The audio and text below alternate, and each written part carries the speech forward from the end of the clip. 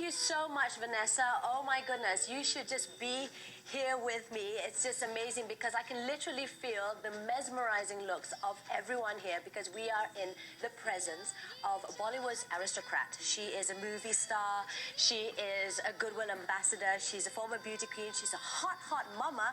I'm talking about none other than Longines ambassador. We have the beautiful Aishwarya Rai.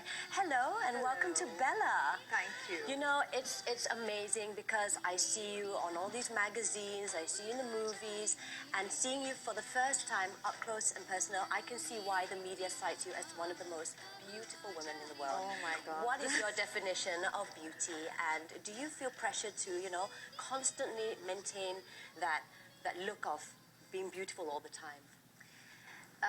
You know, there is so much truth in the age-old saying that beauty is in the eyes of the beholder. So really, it's to be enjoyed and not taken that seriously. Okay. And well, that was on a lighter note. But I think beauty is about what radiates from within. That's something I truly believe in. It's about who you are as a person, because that's what is what holds you in long stead through life, and that's exceedingly important to hold on to that belief and to go through life with the humor, as I said, saying that, you know, enjoy it, don't take it that seriously. Just have fun. Just have fun. Just live in the moment. Just be yourself, and be yourself to your best potential. So do you feel pressured in always being in that, you know, conforming to what everyone thinks beauty should be?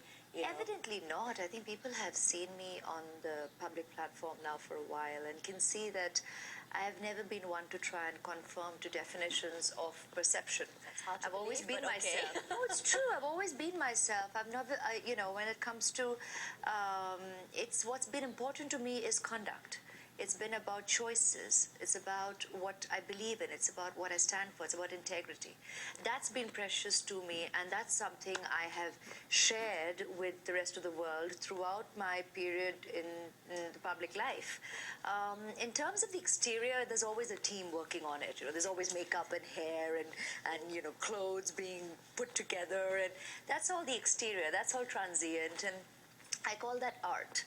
You know, so it's like different artists have the palette to work on and people can unleash their creativity, but at the end of the day, you know, it's about who you are as a person. I think that's what's exceedingly important. Well, I think your team doesn't have to do much on you to color that palette of yours. And they're not telling. And speaking of the team, you know, you said just now that you have the team to have this look that you constantly carry that everyone is so used to. But underneath it all, who defines the real Aishwarya Rai? You're talking about a lifetime here. I don't think I can put it down to a sentence. Yes. But I think I mean, you know, the world has got an insight into who I am through all your good work. I mean, all these interviews that I do, I think I communicate through you all, through the media to my well-wishers world over. So people have pretty much got an insight into who I am as a person.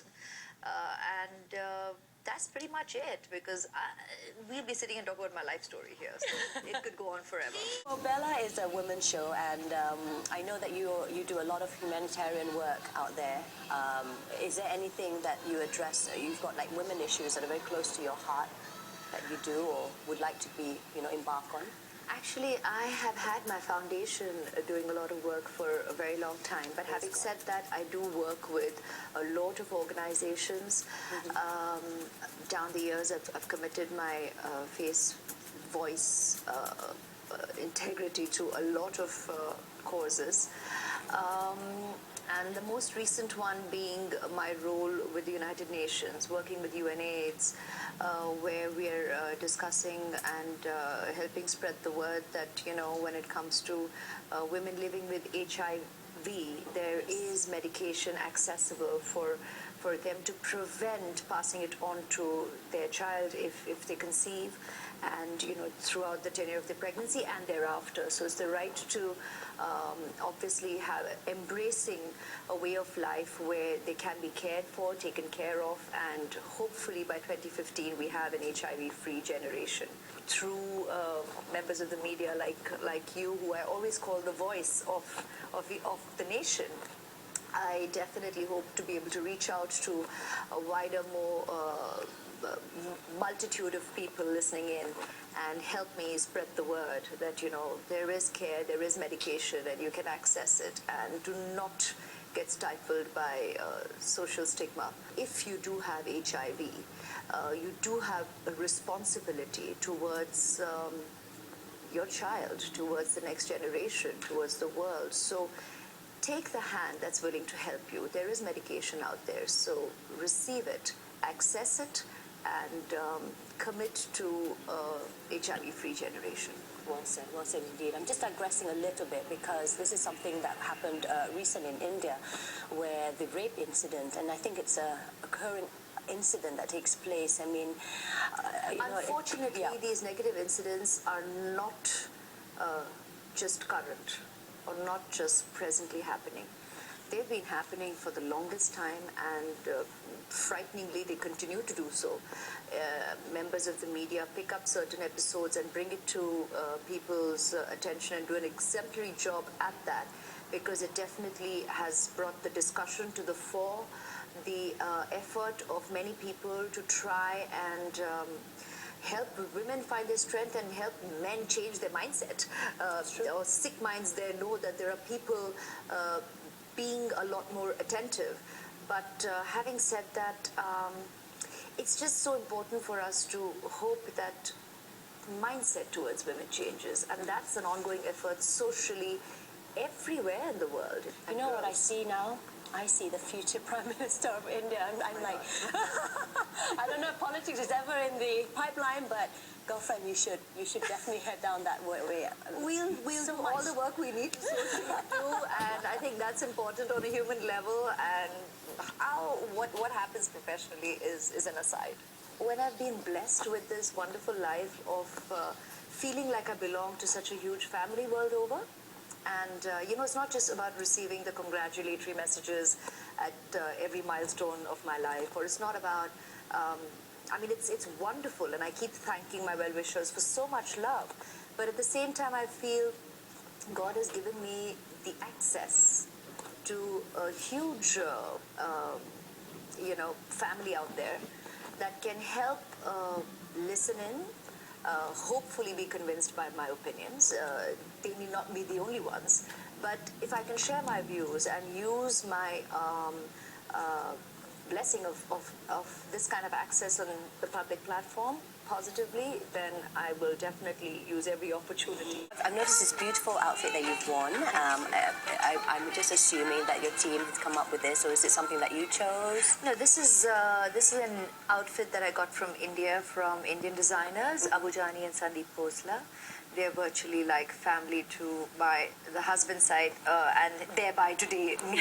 And they're just exemplary couturiers. So they had this outfit made, and I thought it'd be nice to wear something Indian here today. Yes, you look absolutely stunning. Do you think that you're going to be into, dwelling into designing your own fashion line sometime in the future? I've been approached with this possibility many times down my career, and each time my hands are so full with what's going on right now, I keep saying I will some point in time ahead, and that's what I'm saying even today. That's definitely amongst a million other plans that I have, but up ahead when I can make more time and dedicate more time for it. And speaking of time, how do you juggle your time? I know you have your daughter here. She's not feeling well. No, she's fine. She's fine. Yes, that's how I'm here. Ah, okay.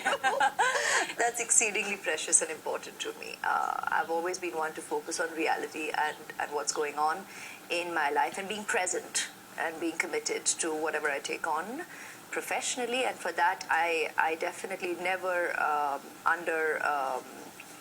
what do you say, shortchange my personal commitments, and that's exceedingly precious to me in life, my own personal life. So be it my family, and obviously my daughter is my family, my life. So yeah, it's all good. She's here with me, and my mother's here with me.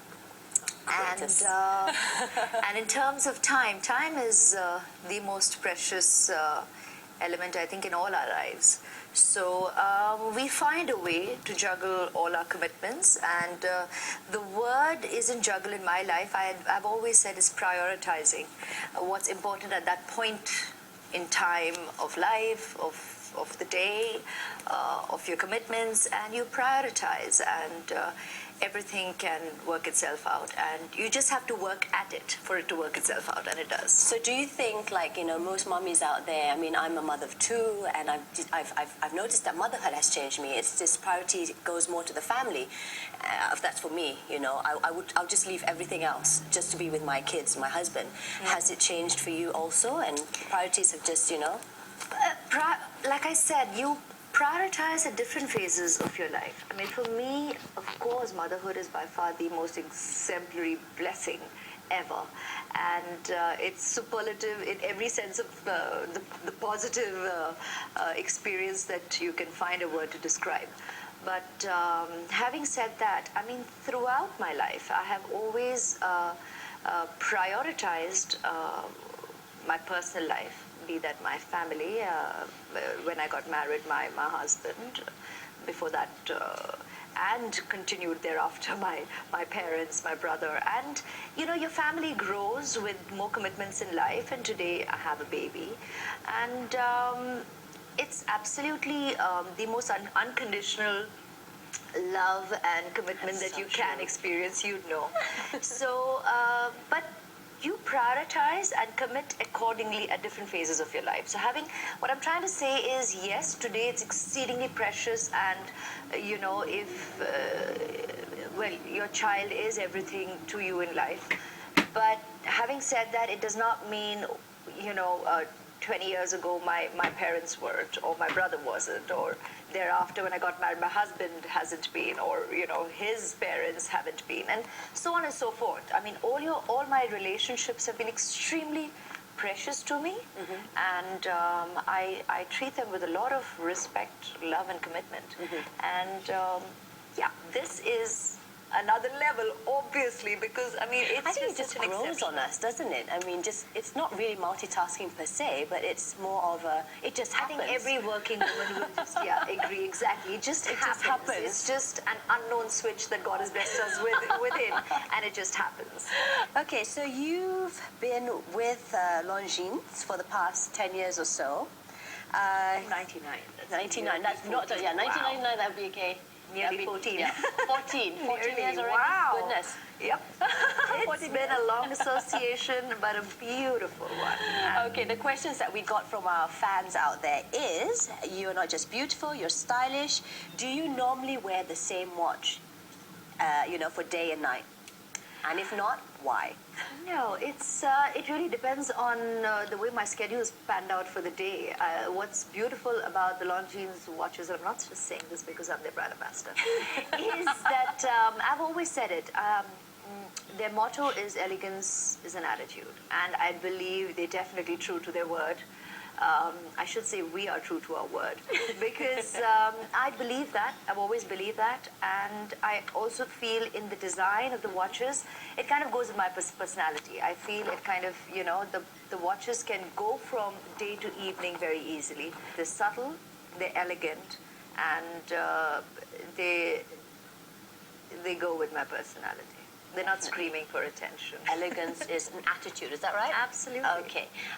What's in store for you? What's in the pipeline? We haven't seen you in the big screens for some time now, or are we expecting some? That's sweet. In terms of the kind of movies I probably will be doing ahead, I've been hearing scripts, and I've been green lighting a couple of them now. So obviously now they go ahead and they put teams together. It's going to take that little bit of time, and then I'm going to start shooting. So we'll definitely see you pretty much soon. Yay, good news. I've said it, I've asked, and with that, we'd like to conclude the interview. Thank you so much. I know you're a very Absolute pleasure. busy mummy, so thank you so much.